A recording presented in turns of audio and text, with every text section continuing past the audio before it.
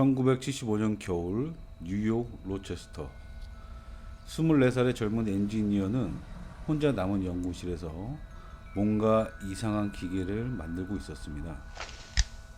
그가 완성한 건 토스터 기기만한 크기의 투박한 상자. 흑백 사진 한 장 찍는데 무려 23초나 걸렸어요. 하지만 이 순간 세상을 바꿀 혁명이 시작되었습니다. 그런데 여러분, 이 놀라운 발명을 한 회사가 어디인지 아십니까? 바로 필름의 황제 코닥입니다. 아마 여러분 어릴 적 부모님과 함께 찍은 사진 혹은 부모님들이 아날로그 사진을 많이 찍어 집에 앨범을 가지고 계신다면 대부분의 필름은 코닥 필름일 겁니다. 1888년 조디 이스트만이라는 분이 세운 이 회사는 정말 엄청난 혁명을 일으켰어요. 버튼만 누르세요.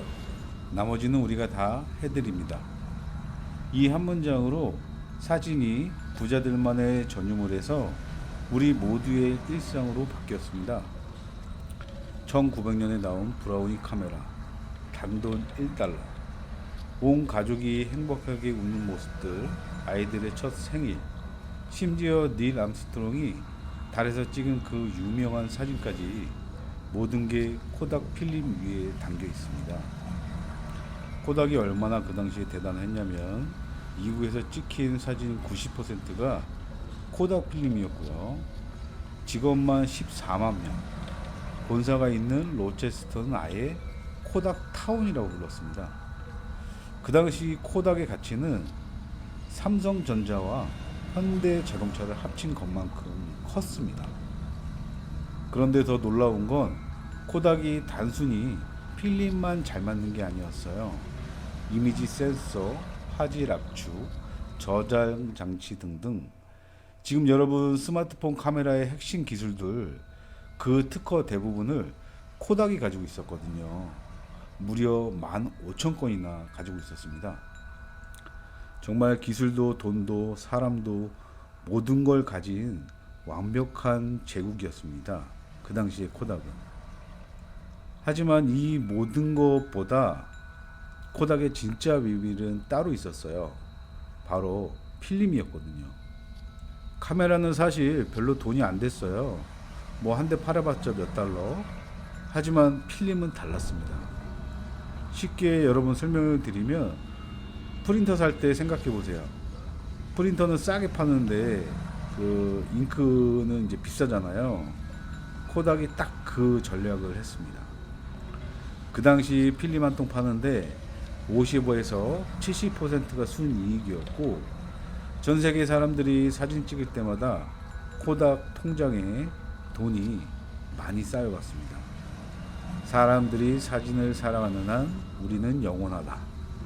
당시 코닥 사람들은 정말 그렇게 믿었습니다. 이제 오늘의 진짜 주인공들을 만나볼 시간입니다. 코닥의 운명을 결정한 사람들, 결정자들이죠. 월터 펠런, 1972년부터 CEO. 이분은 정말 필름의 신이었어요. 40년간 코닥에서만 일한 순수 코닥맨.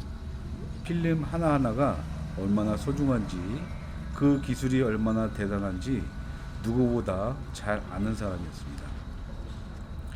코비 챈들러, 1983년 새 CEO. 머리 좋기로 유명했어요. 시장 분석, 미래 예측, 모든 논리적으로 접근. 하지만 변화에는 조심스러운 성격이었죠. 그리고 스티븐 사슨, 24살의 청년. 모든 임원들은 아들뻘 나이에 이 젊은 엔지니어가 회사의 미래를 바꿀 폭탄을 만들어서 들고 나타날 일은 생각도 하지 못했을 겁니다. 이들이 만났을 때 과연 무슨 일이 벌어졌을까요? 1975년 12월 어느 추운 날, 코닥 본사 회의실에 핵심 임원들이 모였습니다. 사스는 떨리는 손으로 자신의 발명품을 테이블에 올려놓았어요. 이게 디지털 카메라입니다. 필름 없이도 사진을 찍을 수 있어요. 그렇게 말을 했더니 헤이실은 30초간의 침묵이 흘렀고 그들 마음속엔 아마 이런 생각이 스쳐갔을 겁니다. 필름 없는 카메라라고? 그럼 우리 수익의 80%는 어떻게 하지? 14만 명의 직원들 월급은? 전국의 형산소들은? 아마 이렇게 생각을 했던 것 같습니다. 생각을 한번 해보세요. 여러분이 만약에 치킨집을 30년 운영을 했는데 갑자기 누가 와서 앞으로는 치킨 안 먹어도 되는 알약이 나왔어요 라고 한다면 엄청 당황스럽겠죠. 결국엔 한 임원이 말했습니다. 흥미롭긴 하지만 이 얘기는 아무한테도 하지 말게. 바로 그 순간이었습니다. 코닥의 미래가 묻혀버렸습니다.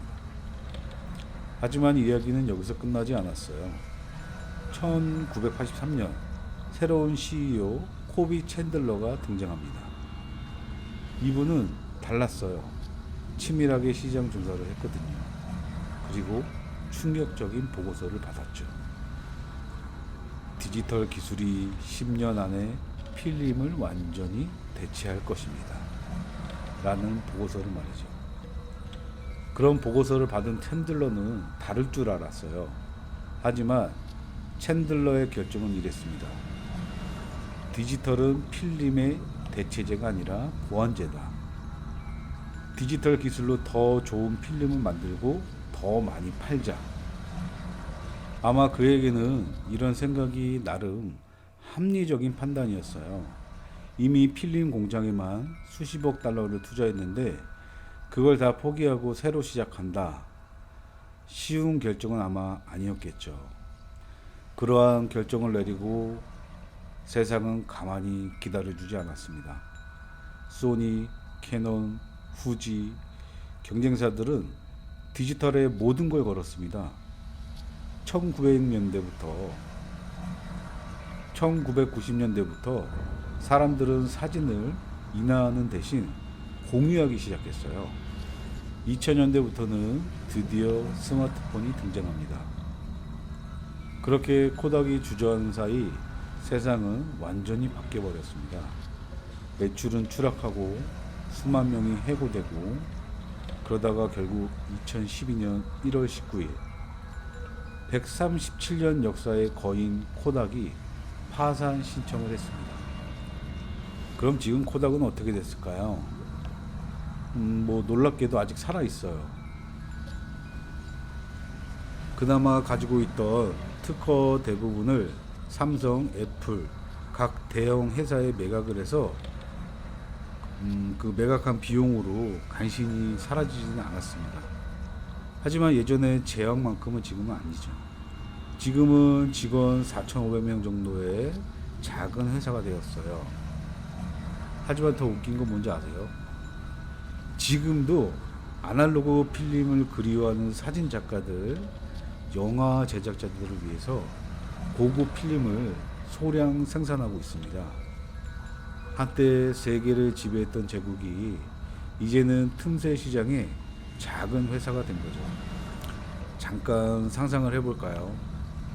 만약 1975년 그 회의실에서 결정자들이 사슨의 말을 믿었다면, 그래 위험하긴 하지만 미래에 투자해보자,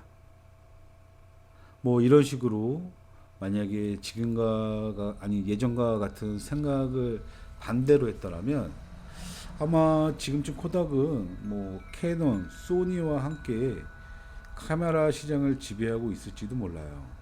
아니면 애플, 구글처럼 혁신 기업의 대표가 되었을 수도 있고요. 이미 가지고 있던 1만 5천 개의 특허들로 스마트폰 시대에도 핵심 기술 회사로 아마 군림했을 거라 저는 그렇게 한번 생각을 해봅니다. 코닥의 결정자들, 사실 그들이 바보였던 건 아니에요. 월터 펠런도 코비 챈들러도 나름대로 합리적인 선택을 한 거죠. 직원들 생각하고 주주들 생각하고 당장의 수익 생각하고. 하지만 이건 바로 앞에만 생각했던 부분이죠. 더 큰 미래와 앞날을 생각했더라면 어땠을까라는 생각이 듭니다. 우리도 언젠가는 이런 선택의 기로에 서 있게 될 겁니다. 안전적인 길을 갈 것이냐, 불확실한 도전을 할 것이냐, 혹은 현재의 성공에 만족할 것이냐, 미래의 가능성을 볼 것이냐. 하지만 코닥의 이야기가 알려주는 것, 때로는 용기 있는 선택이 필요하다는 것, 현재에 안주하면 미래가 우리를 버릴 수 있다는 것이죠. 여러분, 혹시 지금 여러분 삶에도 놓지 못하는 필름이 있지 않나요? 편안하지만 미래가 없는 것들, 익숙하지만 더 이상 의미가 없는 것들. 우리 모두는 매일매일 작은 결정자가 됩니다. 코닥의 결정자들처럼 과거에 머물 것인가, 아니면 용기 내어 미래로 갈 것인가. 오늘 하루도 현명한 선택하시길 바랍니다. 결정자들이었습니다.